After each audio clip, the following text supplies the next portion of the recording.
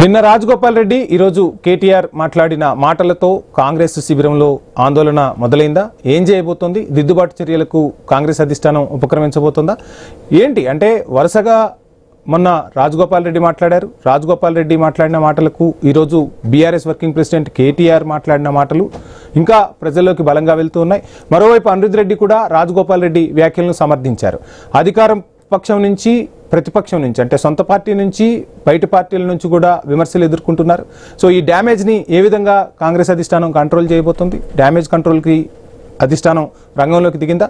ఈ అంశాలకు సంబంధించి మాట్లాడేందుకు మా కొలీగ్ పవన్ లైవ్లో సిద్ధంగా ఉన్నారు. Pawan, good evening. కాంగ్రెస్లో ఏం జరిగినా టీ కప్పులో తుఫానే అని చెప్తున్నా ఈసారి మాత్రం చాలా సివియర్గానే పరిణామాలు ఉండబోతున్నాయి. మరోవైపు రాజగోపాల్ రెడ్డి మాట్లాడే మాటలు ఏవైతే ఉన్నాయో అవినీతి అంటే అధికారంలోకి వచ్చింది అవినీతి కోసమా, అవినీతి చేయటం కోసమా, తెలంగాణ ప్రజల ఆశలకు ఆకాంక్షలకు అనుగుణంగా మనం పాలన చేయట్లేదు, ఈ అంశాన్ని సరిదిద్దుకోవాల్సిన అవసరం ఉందని చెప్తూనే ప్రభుత్వంపై తిరుగుబాటు జెండాను ఎగరేసినట్టుగానే టాక్స్ వినిపిస్తున్నాయి. పొలిటికల్ సర్కిల్స్లో ఆ విధమైన చర్చ కొనసాగుతుంది. దానికి కొనసాగింపుగా ఈరోజు బీఆర్ఎస్ వర్కింగ్ ప్రెసిడెంట్ కేటీఆర్ మొదటి నుంచి కూడా మాజీ మంత్రి Harish Rao, BRS working president KTR ప్రస్తుత ప్రభుత్వంపై విమర్శలు గుప్పిస్తూ ఉన్నారు. ఆధారాలతో సహా లెక్కలతో సహా ప్రజలకు వివరించే ప్రయత్నం చేస్తూ ఉన్నారు. దానికి తోడు ఈరోజు అనిరుద్ రెడ్డి కూడా రాజగోపాల్ రెడ్డికి మద్దతుగానే మాట్లాడారు. అంటే ప్రభుత్వంలో అవినీతి ఎక్కువగా జరుగుతోంది, కొంతమంది మంత్రుల వల్ల ప్రభుత్వానికి చెడ్డ పేరు వస్తుంది, తక్షణమే దిద్దుబాటు చర్యలు తీసుకోకపోతే పార్టీకి తీవ్ర నష్టం అవుతుంది అంటూ కూడా మాట్లాడారు. ఏం చేయబోతోంది కాంగ్రెస్ అధిష్టానం? డ్యామేజ్ కంట్రోల్కి సంబంధించి ఏమైనా దిద్దుబాటు చర్యలు తీసుకునే అవకాశాలు ఉన్నాయంటారా? ఇప్పటికే రాజగోపాల్ రెడ్డి చేస్తున్న వ్యాఖ్యలు ఒకవైపు తెలంగాణ రాష్ట్ర కాంగ్రెస్లో కొంత వివాదాస్పదంగా మారాయి. ముఖ్యంగా తెలంగాణలో కాంగ్రెస్ పార్టీ అధికారంలోకి వస్తే అటు నల్గొండ జిల్లాకు చెందిన అటు కోమటిరెడ్డి రాజగోపాల్ రెడ్డి ఖచ్చితంగా మంత్రి పదవి ఇస్తా అని చెప్పేసి కూడా గతంలో బట్టి విక్రమార్క గారు అలాగే రేవంత్ రెడ్డి గారు తనని పార్టీలోకి ఆహ్వానించి ఎప్పుడైతే బై ఎలక్షన్ పేరుతో బీజేపీలోకి వెళ్ళి మళ్ళీ పార్టీలోకి రావాలంటే ఈ హామీ ఇచ్చినట్టు కూడా గతంలో రాజగోపాల్ రెడ్డి ఈ సందర్భాన్ని చెప్పడం జరిగింది. అయితే పార్టీలోకి వచ్చిన తర్వాత మరి ముఖ్యంగా కాంగ్రెస్ పార్టీని అధికారంలోకి తీసుకురావడానికి నాలాంటి వాళ్ళు ఎంతో కష్టపడ్డాం, ఈ విషయాన్ని చెప్తున్నా, నాకు మంత్రి పదవి ఎందుకు ఇవ్వాలన్న అంశాన్ని గతంలో తను ప్రస్తావించడం జరిగింది. దీనికి కాంగ్రెస్ పార్టీకి సంబంధించిన నాయకులు ముఖ్యంగా రేవంత్ రెడ్డి గారు ఒక విషయం చెప్పడం జరిగింది. మీ ఇంట్లో ఆల్రెడీ ఒక మంత్రి పదవి ఉంది, మరో మంత్రి పదవి ఎందుకు అనే అంశాన్ని కూడా తను చెప్పడం జరిగింది. తను నా అన్నైనా సరే కానీ తన ఇంటి పేరు వేరు, నా ఇంటి పేరు వేరు, నాకు కూడా మంత్రి పదవి కావాలని చెప్పేసి కూడా ఈ స్వరాన్ని ముందు నుంచే వినిపించడం జరుగుతుంది. కొంతవరకు మంత్రి పదవి విషయంలో అటు కాంగ్రెస్కి సంబంధించిన నేతలు కొంత రాజగోపాల్ రెడ్డికి ఇప్పట్లో మంత్రి పదవి ఇచ్చే అవకాశం లేదు, మళ్ళీ ఏమైనా ఛాన్స్ ఉంటే ఇక్కడ ఓపెన్ ఏదైనా ఛాయిస్ ఉంటే ఇచ్చే అవకాశం ఉందని చెప్పేసి కూడా చెప్పడం జరిగింది. కానీ ఇప్పటివరకు ఆ విషయాన్ని పక్కన పెట్టి కాంగ్రెస్ పార్టీ ముందుకెళ్తుంది అన్న అంశాన్ని కూడా ఒకవైపు రాజగోపాల్ రెడ్డి చెప్పడం జరుగుతుంది. సో కాంగ్రెస్ పార్టీ మంత్రి పదవి విషయంలో నన్ను పట్టించుకోవడం లేదన్న అంశాన్ని కూడా తను చెప్తూనే ఒకవైపు ప్రభుత్వాన్ని విమర్శిస్తున్న పరిస్థితి కనిపిస్తుంది. సాధారణంగా ఏ పార్టీ నాయకుడైనా సరే ఆ పార్టీని విమర్శించడం చాలా తక్కువ ఉంటుంది.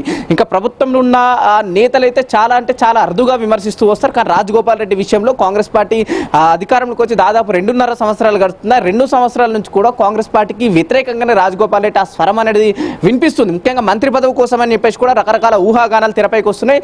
ఈ మధ్య కాలంలో జరిగిన మందుల సామ్యాల్ అంశం తెరపైకి వచ్చిన మందుల సామ్యాల అంశంలో రాజగోపాల్ రెడ్డి స్పందిస్తూ ఏదైతే మందుల సామ్యాల్ని నేనే గెలిపించాను, మందుల సామ్యాల దగ్గర ఒక రూపాయి కూడా లేకుంటే నేను డబ్బులు ఇచ్చి మరి గెలిపించాను, ఇప్పుడు ఆ మందుల సామ్యాల్ అనే వ్యక్తి నాపైకి ఎదురు తిరిగారనే అంశాన్ని కూడా రాజగోపాల్ రెడ్డి ఆ విషయంలో స్పందించడం జరిగింది. ఒక మందుల సామ్యాల్ ఈ విషయానికి కౌంటర్గా నన్ను ఇప్పటి వరకు ఎవరు కూడా గెలిపించలేరు, కేవలం రేవంత్ రెడ్డి గారు కాంగ్రెస్ పార్టీ నాకు నా సేవల్ని లేకపోతే నా నాయకత్వాన్ని గుర్తించి నాకు టికెట్ ఇచ్చిన అంశాన్ని తను కౌంటర్ ఇవ్వడం జరిగింది. ఈ వివాదం పూర్తిగా కాంగ్రెస్ పార్టీ అధిష్టానానికి చేరడం జరిగింది.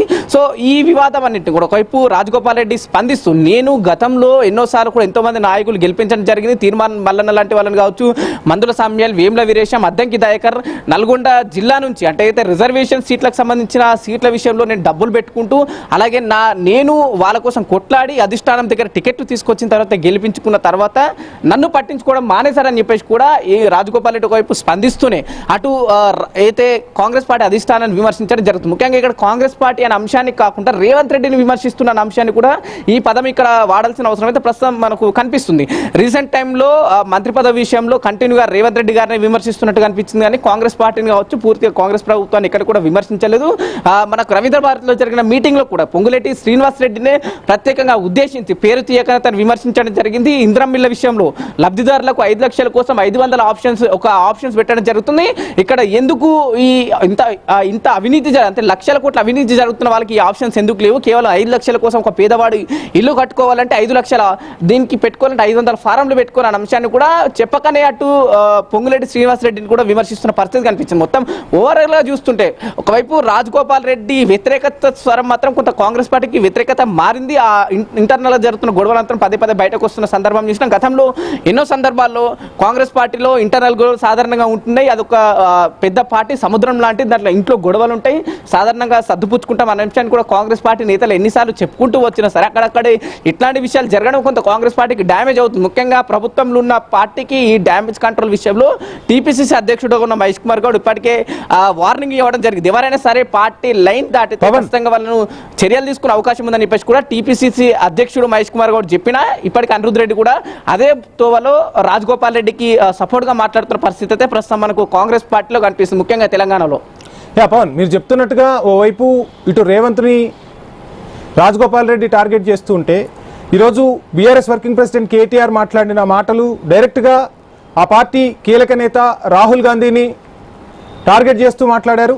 రాహుల్కు తెలంగాణ ఒక ఏటీఎంలా మారిందని చెప్పారు. చాలా సందర్భాల్లో కేటీఆర్ మాట్లాడిన సమయాల్లో రేవంత్ రెడ్డి ఢిల్లీకి సంచులు మోయటమే సరిపోతుంది, ప్రతిసారి పర్యటన ఢిల్లీకి వెళ్ళేది సంచులు మోయటానికే.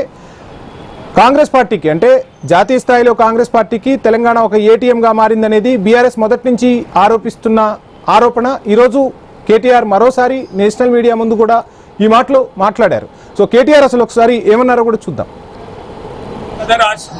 एमपी भी है कोमटिरेड्डी रेड्डी राजगोपाल रेड्डी साहब, उन्होंने कल जो कहा मैं पूरी तरह से उनसे सहमत हूं, क्योंकि उन्होंने कल जो कहा कि गरीब आदमी को घर देने के वास्ते 5-6 लाख रुपया देने के वास्ते 500 कंडीशन लगाए जाते हैं, और ऊपर जो लोग बैठे हैं रेवेन्यू मिनिस्टर, चीफ मिनिस्टर और बड़े बड़े होदा में बैठने वाले जो यहाँ के कांग्रेस के गवर्नमेंट के लीडर हैं, वो लोग लाखों करोड़ों हड़प रहे हैं करप्शन के जरिए। मैं पूरी तरह से सहमत हूँ और उम्मीद करता हूँ राहुल गांधी जो दिल्ली में बैठे हैं, जिन्होंने आज तेलंगाना कांग्रेस को एटीएम बना लिया अपने लिए, पूरा एआईसीसी के लिए, वो भी सुन रहे हैं, वो भी देख रहे हैं, क्योंकि उनके खुद के पार्टी के लेजिस्लेटर आज खुल के बयान दे रहे हैं कि तेलंगाना में करप्शन किस लेवल पे है।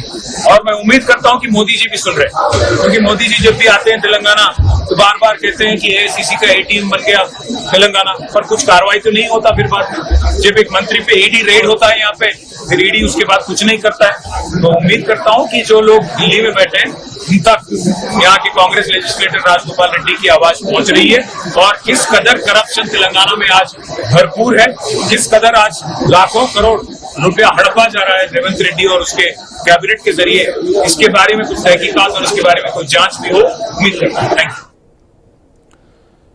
పవన్, కేటీఆర్ మాట్లాడిన మాటలు కాంగ్రెస్ అధినాయకత్వాన్ని తాకాయి. ఓవైపు రేవంత్ ఇక్కడ లోకల్ లీడర్స్తో సతమతమవుతూ ఉంటే కేటీఆర్ మాట్లాడిన మాటలతో ఇప్పుడు జాతీయ స్థాయిగా కూడా ఈ అంశంపై చర్చ సాగుతోంది. ఖచ్చితంగా కాంగ్రెస్ అధిష్టానం దృష్టి సారిస్తోంది.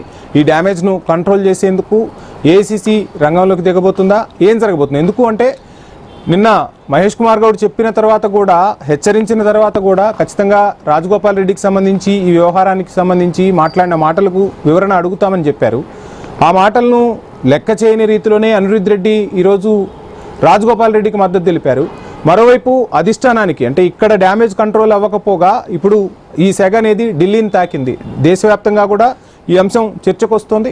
కాంగ్రెస్ పాలిస్తున్న రాష్ట్రాలలో ఏంటి పరిస్థితి అనేది చర్చించుకుంటూ ఉంటారు. జాతీయ స్థాయి రాజకీయాల్లో కూడా ఈ అంశం వెళ్లేలా కేటీఆర్ చేయగలిగారు. ఇప్పుడు ఏం చేయబోతుంది అనుకోవచ్చు కాంగ్రెస్ అధిష్టానం? ఇప్పటికే కాంగ్రెస్ పార్టీలో కొద్దిగా ఇంటర్నల్ గొడవలు ఎక్కువనే అనుకోవచ్చు. ముఖ్యంగా కాంగ్రెస్ పార్టీ అధికారంలోకి వచ్చిన తర్వాత మంత్రి పదవి విషయంలో చాలా రకాల ఆరోపణలు తెరపైకి వస్తున్నాయి. మొదటి నుంచి పొంగులేటి శ్రీనివాసరెడ్డి అలాగే కొండా సురేఖ మధ్య ఇష్యూ కావచ్చు, ప్రస్తుతం రాజగోపాల్ రెడ్డి ఇష్యూ కావచ్చు, మందుల సామ్యాల ఇష్యూ కావచ్చు. ఇప్పటికీ ఇక్కడ తెలంగాణ రాష్ట్రంలో 10 ఏళ్ల తర్వాత అధికారంలోకి వచ్చినాం, తెలంగాణని పరిపాలించుదామనే ఒక ఈ ఆలోచనతో కాంగ్రెస్ పార్టీ ఉన్న కొంతవరకు కేంద్రం నాయకత్వం, కానీ లోకల్లో ఉన్న నాయకత్వం, ఇందాక మీరు అన్నట్టు రాష్ట్ర నాయకత్వంలో ఈ గొడవల వల్ల ఇక్కడున్న రాష్ట్ర నాయకత్వం కొంత సతమతం అవుతుంది అనుకోవచ్చు, ప్రజల్లోకి ఆ నెగిటివ్ ఇంపాక్ట్ వెళ్తున్న పరిస్థితి కనిపిస్తుంది. కానీ ఇది ముఖ్యంగా ప్రతిపక్షాలకు ఒక ఆయుధంగా మారుతుంది. ఇందాక మీరు చెప్పినట్టు కేటీఆర్ గారు ఈ విషయం అయితే ప్రస్తావించారు. ఇక్కడ పేద ప్రజల ఇండ్ల విషయంలో 5 లక్షలకు 5,000 ఆప్షన్స్ పెట్టారు మీరు అనే ఆ అంశాన్ని ప్రస్తావించారు. రాహుల్ గాంధీ గారు తక్షణమే దీన్ని ఇటు సైడ్ దృష్టి సారించాలనే అంశాన్ని తను చెప్పడం జరిగింది. సో ఇక్కడ ఏ విధంగా కొంత ఇంటర్నల్ గొడవల విషయంతో రాహుల్ గాంధీకి చెప్పే ప్రయత్నం చేశారు. కానీ ఓవరాల్ కాంగ్రెస్ పార్టీ కన్నా ఇది ఎంత డ్యామేజ్ అవుతుందో ప్రతిపక్షాలకు కూడా అంతే బలంగా ఈ విమర్శలు కావచ్చు, లేకపోతే ఈ విషయాలను వాళ్ళకి బలం చేకూరుస్తున్న అంశాన్ని అయితే ప్రస్తుతం మనకు క్లియర్ కట్ గా కనిపిస్తుంది. సో రాజగోపాల్ రెడ్డి అంశాన్ని అయితే పూర్తిగా అంటే ఓవరాల్ కాంగ్రెస్ పార్టీని కాకుండా కేవలం రేవంత్ రెడ్డి గారిని టార్గెట్ చేస్తున్నట్టుగా మనకు ఈ రాజగోపాల్ రెడ్డి ఎపిసోడ్ మొత్తం మనం చూస్తే మనకు కనిపిస్తుంది. గతంలో పార్టీ మారినప్పుడు కావచ్చు, టీపీసీ అధ్యక్షుడుగా రేవంత్ రెడ్డి ఎన్నికైన సందర్భంలో రాజగోపాల్ రెడ్డి చేసిన వ్యాఖ్యలు విషయం మనందరూ తెలిసింది. తను తీవ్ర స్థాయిలో విమర్శించడం జరిగింది. గతంలో ఓటుకు నోటు కేసులో రేవంత్ రెడ్డి గారు వెళ్ళడం జరిగింది.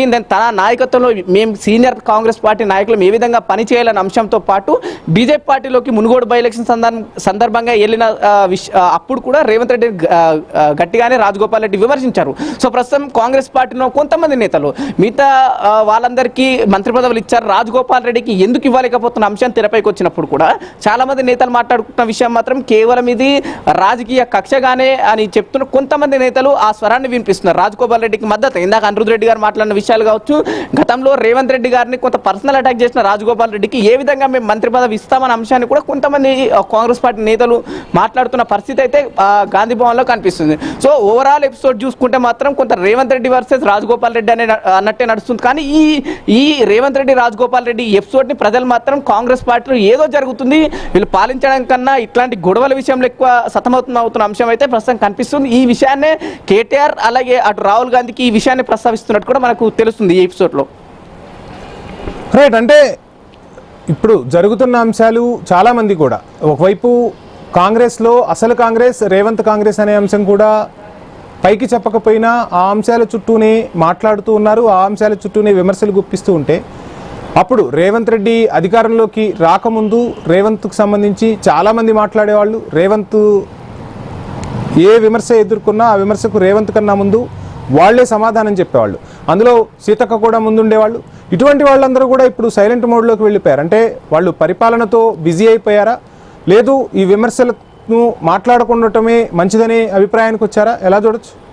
ఇక్కడ 2 ఆప్షన్స్ ఉన్నాయి మీరు అన్నట్టు. కాంగ్రెస్లో అసలు కాంగ్రెస్ ఒకటి, నకిలీ కాంగ్రెస్ ఒకటి అనే అంశాలు కూడా ఖచ్చితంగా కాంగ్రెస్ పార్టీలో ఈ వివాదం ముందు నుంచే ఉంది. ముఖ్యంగా రేవంత్ రెడ్డి కాంగ్రెస్ పార్టీలో చేరిన తర్వాత రేవంత్ రెడ్డికి సంబంధించిన నాయకులు ఒకవైపు, ఇటు సీనియర్ నాయకులు ఒకవైపు కేవలం ప్రస్తుతం అధికారంలోకి వచ్చిన తర్వాత కాంగ్రెస్ పార్టీకి సంబంధించిన కొన్ని పదవులు మాత్రం రేవంత్ రెడ్డి ప్రత్యేకంగా తీసుకోవడం జరుగుతుంది. మరోవైపు ఎవరైతే ఎమ్మెల్యేగా నిలుచొని ఓడిపోయిన వాళ్ళకు కూడా ప్రత్యేక అధికారులు కూడా ఇవ్వబడుతుంది రేవంత్ రెడ్డి చేత అనే అంశాలు కూడా కొంత కాంగ్రెస్ పార్టీ ఇంటర్నల్ టాక్ ఉంది. సో మీరు అన్నట్టు నిజంగానే అసలు కాంగ్రెస్ నకిలీ కాంగ్రెస్ అనే వివాదం అయితే కష్టంగా కనిపిస్తుంది. గతంలో ఏదైతే ప్రచారంలో ఉన్నప్పుడు కావచ్చు, లేకపోతే కాంగ్రెస్ పార్టీ ప్రతిపక్షంలో ఉన్నప్పుడు రేవంత్ రెడ్డి కౌంటర్ ఇచ్చినప్పుడు అటు అధికార పక్షం నుంచి కావచ్చు, లేకపోతే మిగతా పార్టీల నుంచి రీకౌంటర్ వచ్చినప్పుడు అక్కడ ఉన్న నాయకులు కొంతమంది స్పందించేవాళ్ళు. కానీ ఇప్పుడు మాత్రం ఆ స్పందన లభించట్లేదు. ఒకవైపు ఢిల్లీలో మాత్రం రీసెంట్గా జరిగిన మీటింగ్లో రాహుల్ గాంధీ ముందట కావచ్చు, లేకపోతే ఖర్గే ముందట మీటింగ్లో అటు ఉత్తమ్ కుమార్ రెడ్డి అలాగే టీపీసీసీ మహేష్ కుమార్ గౌడ్ కూడా రేవంత్తో కొంత వాదించిన వ్యాఖ్యలు అయితే కొంత బయటకు రావడం జరిగింది. అంటే ఈ వివాదం కూడా జరిగిందన్న అంశాలు కూడా కొంత రాజకీయ వర్గాల్లో చర్చనీయాంశంగా మారి నిజంగా అంటే రేవంత్ రెడ్డికి ఇప్పుడు 2.5 సంవత్సరాలు పూర్తయింది, ముఖ్యమంత్రి పదవి నుంచి దించే అవకాశం ఏమైనా కనిపిస్తుందా అనే సూచనలు అయితే ప్రస్తుతం ఇక్కడ నుంచి కౌంటర్ ఇవ్వక కూడా అటు సైడ్ దారితీస్తుందన్న అంశాలు అయితే ప్రస్తుతం మనకు కనిపిస్తుంది. రాజగోపాల్ రెడ్డి అంశంలో స్పందించకపోవడం కావచ్చు. అంటే ఇక్కడ రేవంత్ రెడ్డిని ప్రతిపక్షాలు విమర్శించినప్పుడు కేవలం రేవంత్ రెడ్డి బహిరంగంగా విమర్శిస్తున్న పరిస్థితి కనిపిస్తుంది. కానీ ఎక్కడ కూడా మంత్రులు, సీనియర్ ఎమ్మెల్యేలు, సీనియర్ కాంగ్రెస్ పార్టీ నాయకులు మాత్రం ప్రెస్ మీట్లు పెట్టి కానీ లేకపోతే ఎక్కడన్నా ధర్నా రూపంలో నిరసన రూపంలో ఎక్కడ కూడా స్పందించినట్టయితే ఎక్కడ కూడా కనిపించట్లేదు. కేవలం రేవంత్ రెడ్డి గారే ఎక్కడ సభలు జరిగినా సరే అక్కడ ప్రతిపక్షాల నుంచి కౌంటర్ వచ్చినప్పుడు తినే రీకౌంటర్ ఇస్తున్న పరిస్థితి అయితే కనిపిస్తుంది. సో చూడాలి ఎందుకు మంత్రులతో స్పందించట్లేదు, నిజంగా ఒకవైపు బిజీ ఉన్నారనుకున్నా, లేకపోతే సరే ప్రతిపక్షాలు ఏదైనా వాగుతాయంటే వాళ్ళు ఏదైనా మాట్లాడతారు, మనం ఎందుకు పట్టించుకోవాలనుకుంటున్నా, ఒకవేళ అదే మాటను కూడా రేవంత్ రెడ్డి గారు ఎందుకు స్పందిస్తున్న అంశం కూడా ఇక్కడ క్వశ్చన్ మార్క్ గా మారింది. ఇంకొక వైపు అనిరుద్ రెడ్డి గురించి కూడా మనం ఒకసారి మాట్లాడుకుంటే మొదటి నుంచి అనిరుద్ రెడ్డి కూడా ధిక్కార స్వరాన్ని వినిపిస్తూ ఉన్నారు. ఈరోజు రాజగోపాల్ రెడ్డికి తను మద్దతు తెలిపిన పరిస్థితి. ఓవైపు క్లియర్గా అంటే రాజగోపాల్ రెడ్డి సూచించిన అంశాలు ఏవైతే ఉన్నాయో అవి సరిచేసుకుంటే పార్టీకే మంచి పేరు వస్తుంది, ప్రభుత్వానికే మంచి పేరు వస్తుందంటూ బాహాటంగానే ఆయన మాట్లాడారు. ఎలా చూడొచ్చు? ఇక్కడ రాజగోపాల్ రెడ్డి తీసుకున్న లైన్ వేరు, అసలు అనిరుద్ రెడ్డి తీసుకున్న లైన్ వేరు. అనిరుద్ రెడ్డికి ఏ విషయంలో ఎక్కడ అక్కడ విషయం ఏం జరిగిందో తెలియదు, కానీ రాజగోపాల్ రెడ్డికి సపోర్ట్ ఇవ్వడం మాత్రం కొంత మహేష్ కుమార్ గౌడ్ చేసిన స్టేట్మెంట్ని వ్యతిరేకించడం అని చెప్పేసి ఇక్కడ మనం క్లియర్ కట్గా మాట్లాడుకోవచ్చు. రవీంద్ర భారత్లో ఆల్రెడీ రాజగోపాల్ రెడ్డి మాట్లాడిన వాక్యాలు కాంగ్రెస్ పార్టీలోనే కాకుండా తెలంగాణ రాష్ట్ర రాజకీయాలు చర్చనీయాంశంగా మారినాయి. దీనికి ఇప్పటికే టీపీసీసీ వర్కింగ్ ప్రెసిడెంట్గా ఉన్న మహేష్ కుమార్ గౌడ్ స్పందించడం జరిగింది. ఎవరైనా సరే పార్టీ లైన్ దాటితే ఖచ్చితంగా చర్యలు ఉంటాయని చెప్పేసి కూడా సూటిగా రాజగోపాల్ రెడ్డిని హెచ్చరించడం కూడా నిన్ననే జరిగిపోయింది. కానీ మళ్ళీ అనిరుద్ రెడ్డి ఇట్లాంటి వ్యాఖ్యలు వేయడం మాత్రం కొంత మహేష్ కుమార్ గౌడ్కి కొంత వ్యతిరేకంగా మాట్లాడడం మాత్రం జరుగుతున్న అంశం అయితే ఖచ్చితంగా ఇక్కడ కనిపిస్తుంది. సో ఇక్కడ మంత్రివర్గ విస్తీరణ ఉండబోతుంది అనే అంశం ఒకవైపు ఉంది. మేబీ మంత్రివర్గ విస్తీరణ కోసం ఆ మంత్రివర్గంలో మాకు కూడా ఛాన్స్ దొరికే అవకాశం ఉంటుంది, అందుకు ఆ రేస్లో ఉన్నారన్న ఆ విషయాలు కూడా ప్రస్తుతం కొంతమంది నేతలు మాట్లాడుతున్నారు. ముఖ్యంగా పార్టీకి వ్యతిరేకంగా ఇక్కడ ఎవరైతే కాంగ్రెస్ పార్టీ అగ్రనాయకత్వానికి కావచ్చు లేకపోతే తెలంగాణ ఉన్న నాయకత్వానికి వ్యతిరేకంగా మాట్లాడితే రేస్లో ఉన్నారని గ్రహించి మాట్లాడుతున్న అంశం అయితే కొంత క్వశ్చన్ మార్క్ గానే ప్రస్తుతం ఇక్కడ కనిపిస్తుంది. సో చూడాలి అనిరుద్ రెడ్డి ఏ లైన్ తీసుకొని మాట్లాడాలనే అంశం అయితే ఇంకా క్లియర్గా లేదు. రాజగోపాల్ రెడ్డి దాదాపు 2 సంవత్సరాల నుంచి మంత్రి పదవి విషయంలో కంటిన్యూగా కొట్లాడుతూనే ఉన్నాడు. సో ఆ విషయానికి సపోర్ట్ ఇచ్చారా లేకపోతే ఇంకేదన్నా ప్రభుత్వం నుంచి కావచ్చు లేకపోతే పార్టీ నుంచి తనకు ఇంకేదన్నా కావాలి అనే అంశంతో తను మాట్లాడారనే ఒక అంశం అయితే ఇంకా తెలియట్లేదు. సో ఇప్పటికైతే రాజగోపాల్ రెడ్డికి సపోర్ట్గా ఉన్నట్టు కూడా తను చేసిన వాక్యాలు, దాని వెనుకున్న వాక్యాలు ఏంటో మనకు పూర్తి స్థాయిలో తనే ప్రెస్ మీట్ పెట్టి కానీ లేకపోతే కాంగ్రెస్ పార్టీ నేతలు ఎవరైనా చెప్తే తప్ప మనకు తెలిసే అవకాశం అయితే ఇప్పుడు లేదు. Right, thank you Pawan. MP भी है कोमटी रेड्डी राजगोपाल रेड्डी साहब, उन्होंने कल जो कहा मैं पूरी तरह से उनसे सहमत हूं, क्योंकि उन्होंने कल जो कहा कि गरीब आदमी को घर देने के वास्ते 5-6 लाख रुपया देने के वास्ते 500 कंडीशन लगाए जाते हैं, और ऊपर जो लोग बैठे हैं रेवेन्यू मिनिस्टर, चीफ मिनिस्टर और बड़े बड़े हुदा में बैठने वाले जो यहाँ के कांग्रेस के गवर्नमेंट के लीडर हैं, वो लोग लाखों करोड़ों हड़प रहे हैं करप्शन के जरिए. मैं पूरी तरह से सहमत हूँ और उम्मीद करता हूँ राहुल गांधी जो दिल्ली में बैठे हैं, जिन्होंने आज तेलंगाना कांग्रेस को एक एटीएम बना लिया अपने लिए, पूरा एआईसीसी के लिए, वो भी सुन रहे हैं, वो भी देख रहे हैं, क्योंकि उनके खुद के पार्टी के लेजिस्लेटर आज खुल के बयान दे रहे हैं कि तेलंगाना में करप्शन किस लेवल पे है. और मैं उम्मीद करता हूं कि मोदी जी भी सुन रहे हैं, क्योंकि मोदी जी जब भी आते हैं तेलंगाना तो बार बार कहते हैं कि एआईसीसी का एटीएम बन गया तेलंगाना, पर कुछ कार्रवाई तो नहीं होता. फिर बाद में जब एक मंत्री पे ईडी रेड होता है यहाँ पे, फिर ईडी उसके बाद कुछ नहीं करता है. तो उम्मीद करता हूं कि जो लोग दिल्ली में बैठे हैं उन तक यहाँ के कांग्रेस लेजिस्लेटर राजगोपाल रेड्डी की आवाज पहुंच रही है, और किस कदर करप्शन तेलंगाना में आज भरपूर है, किस कदर आज लाखों करोड़ रुपया हड़पा जा रहा है रेवंत रेड्डी और उसके कैबिनेट के जरिए, इसके बारे में कुछ तहकीकात और इसके बारे में कोई जांच भी हो, उम्मीद करता हूँ. Thank you. एमपी भी है कोमटी रेड्डी राजगोपाल रेड्डी.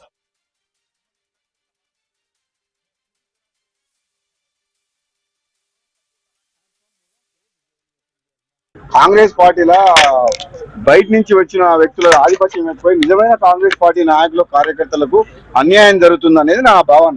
నిజంగా కాంగ్రెస్ పార్టీ ప్రజాపాలన వచ్చింది కదా, ప్రజాపాలన వచ్చినప్పుడు తెలంగాణ ఉద్యమకారులను కానీ కాంగ్రెస్ పార్టీ నాయకులను కానీ మొదటి నుంచి వచ్చిన వాళ్ళకు కూడా గౌరవం దక్కాలనేది ఈ ప్రభుత్వంలో వాళ్ళకు కూడా సముచిత గౌరవం కల్పించాలని చెప్పి నా భావన.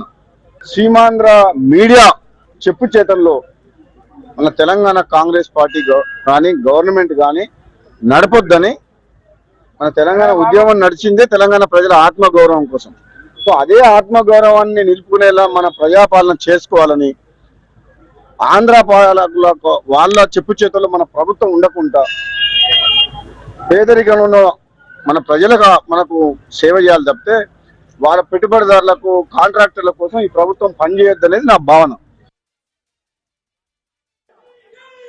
అధికారాన్ని అడ్డం పెట్టుకొని అభివృద్ధి పేరు మీద లక్షల కోట్లు దోసుకుంటున్న ఎమ్మడి పడతాం, దోపిడికి వ్యతిరేకంగా పోరాటం చేస్తాం.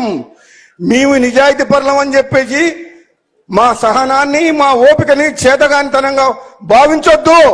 అవసరం వచ్చినప్పుడు విద్యార్థుల కోసం, నిరుద్యోగుల కోసం, యువకుల కోసం, రైతుల కోసం, పేదల కోసం, మా అక్క చెల్లెల కోసం అవినీతికి వ్యతిరేకంగా పోరాటం చేసి యుద్ధం చేస్తాం.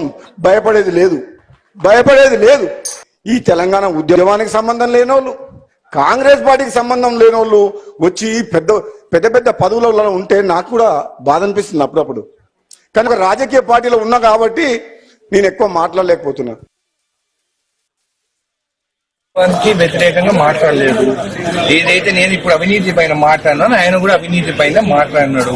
అవినీతి పైన మాట్లాడి మన పార్టీ బాగుండాలని మాట్లాడినాడు. నాకు ఇక్కడ తప్ప అనేది మాత్రం అనిపించలేదు. రాజగోపాల్ రెడ్డి అనేటోడు ఒక ఏమంటే పర్వతం అంటే ఒక వాల్కానో. ఆయన కోపం వచ్చిందంటే అది అగ్ని పర్వతం బర్స్ట్ అయినట్టు బర్స్ట్ అవుతుంది. ఆయన ఎప్పుడైనా కానీ మంత్రి పదవి కోసం నాకు కావాలని చెప్పి కొట్టాడలేదు, అడగలేదు. 2.5 సంవత్సరాలు అయింది. అయి ఉంటే అప్పుడే కొట్టాడుతుంది. ఆయన ప్రజల గురించి ఇష్యూస్ పైన అడుగుతున్నాడు. దాని తప్పేం లేదు. నేను కూడా చాలా ఇష్యూస్ గురించి మాట్లాడినాను. ఇష్యూస్ ఉన్నాయి. అది మేము ఇష్యూస్ కరెక్ట్ చేసుకుంటే మా పార్టీకే మంచి పేరు వస్తుంది కదా. అధికారులు కొంత